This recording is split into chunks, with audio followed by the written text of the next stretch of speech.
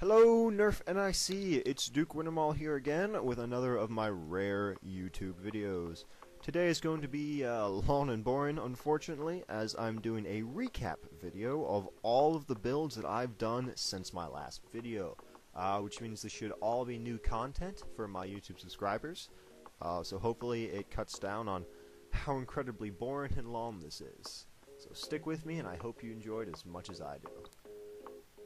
My first build today is a Strife Abomination that I originally created for a steampunk event. This quick video clip is just one of the many war scenarios that I recorded that day. Not all of them are very well quality, so this is the only one you'll probably ever see. The load is a Strife-based blaster that at its core is running 180 motors, propelling darts up to 123 feet per second muzzle velocities.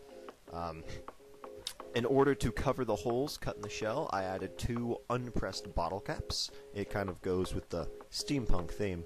Although the blaster isn't entirely steampunk, I took this as an opportunity to mess around with Rust-Oleum leak seal, which you can see on the exoskeleton of the blaster. It's all of that black. That's actually textured rubber. A friend of mine actually recommended that to me. He wanted to do a volcano look, where there would be veins of lava flowing under this cracked volcanic surface. So this was really just a testing out blaster, just proof of concept, really. I used a Nerf reactor, a Hornet 2 Jolt, and a Busby Tommy 20 for the bodywork. Other than that, it has complete rewire, full internal white lithium grease, a new micro switch, and that's about it. It's a boss of a blaster, and it comes with the camera port. A small experiment in dart smithing. These small 5/8 inch darts use silicone domed heads and small weights. In my Panther, which has a brass breech for them, they were achieving 450 feet per second muzzle velocity. That's some crazy speeds. I've never used these darts in a war, and a quick Strife paint job. I used a total of 3 different techniques and 6 colors to achieve this look. I used masking tape, dusting, and splatter methods to apply the paint. The Strife itself is using 180 motors, propelling darts up to 123 feet per second. The motor covers are 10mm PC fans that I wired up to actually run. I believe this Strife also has a laser in the front. This was a custom project that I later sold, and the customer returned it to me after he had spray painted it all black, complaining that some of the things weren't working. So I went ahead and replaced all the switches he'd painted over, replaced the laser diode he had painted over, and I also replaced all the orange that he had painted over. That's pretty much it. I think it looks pretty groovy. Some people call it the Barf Blaster because there's just so much going on, but I like it. Another Strife paint job. This one utilizes masking and dusting to create its visual effect. Also on this blaster and the blaster before it, the grips are coated in Rust-Oleum leak seal, the same product I used for the load. It is by far my favorite rubber in a can. It feels much better on your hands than painted plastic. I highly recommend it. This blaster is also running the standard 180 package, which means it has 180 motors, an 18 gauge hobby wire rewire, a custom micro switch to handle all of that voltage. This blaster also has vortex discs covering the holes in its shell. I believe this is the first blaster to do so. That's a very common theme now, is using those vortex discs to cover them. I'm so glad I could introduce that into the community, and I love seeing Strifes with those on it. This was my personal Strife for quite a few games. Unfortunately, I did have to sell it due to financial reasons. An Elite Alpha Trooper build that I did for a friend of mine. This Elite Alpha Trooper has a 5 kilogram orange modwork spring, a AR deletion, an upgraded catch, and also a modified bolt sled to handle the new spring load. That's really all I did to this one. There's not a whole lot to talk about. Visually, the paint is 3 tones, and I used dusting and masking. It's not my favorite paint job, but it works, I guess. The grips are also coated in Plastidip. This was before I found out that Rust-Oleum leak seal was a much better product. By the way, Plastidip, Flex Seal, and any petroleum-based products, stay away from. Get yourself some Rust-Oleum leak seal, highly recommend it. Rubber in a can. 3 identical Titan modifications that I've dubbed banner rifles on account of the green Hulk abomination style of Titan, which Bruce Banner is the Hulk. Get over it. I'm calling them banner rifles. My quest was to get some Titans into a war that were actually war legal.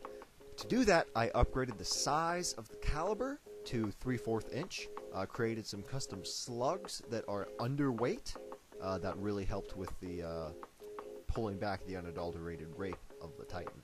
Adding a lot of dead space with the hoppers also helped.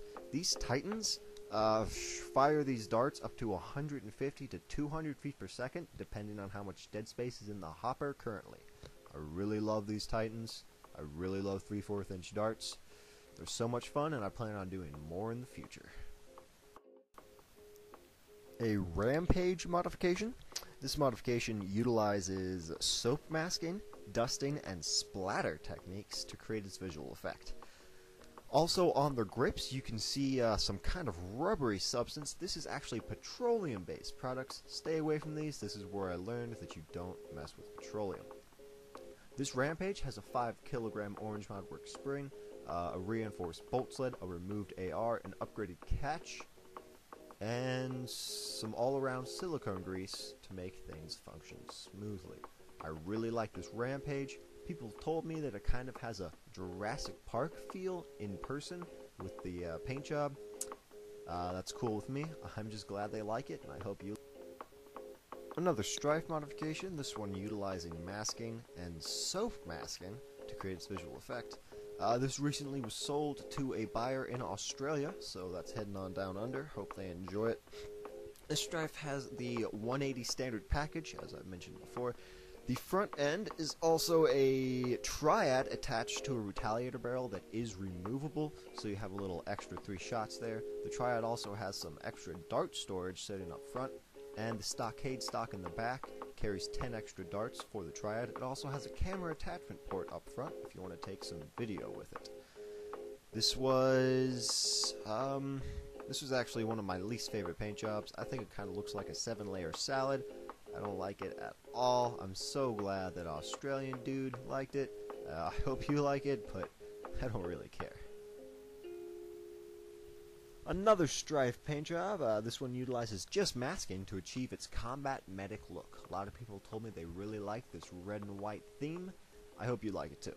This blaster has a standard 180 package. That's 180 motors, full rewire, and a custom micro switch. This blaster also has 2 ultraviolet LEDs located inside the magwell. These LEDs serve as a do-it-yourself firefly tech, so you can use glow-in-the-dark darts without having to use the designated clips. It's great if you want to carry 25-round drums or just don't feel like buying those clips, which are expensive. The batteries for those ultraviolet LEDs are housed inside the jam door, which make for a very easy access point.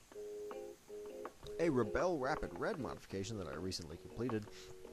This Rapid Red is using dusting, soap masking, and a little bit of splatter to create its visual technique.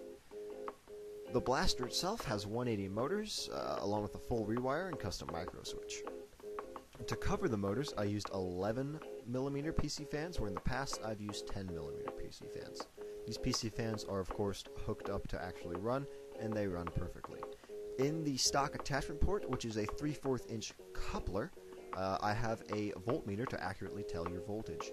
The coupler allows for a stock attachment made of 3/4 inch PVC. Also on the front, I've added an N-strike barrel attachment, so you can add any kind of barrels, turning this once limited pistol into a larger rifle base. Thanks for tuning in, YouTube land. Feel free to check out my Facebook page, Duke Wormall Nerf Blaster Emporium. Also check out the PropWeaponsCoop.com, where I am a regular author. Also, a shout out to the local musicians, Six Senses, for providing the background music for this video. There'll be a link to their YouTube page in the description box. Again, thanks for tuning in, and keep nerfing on.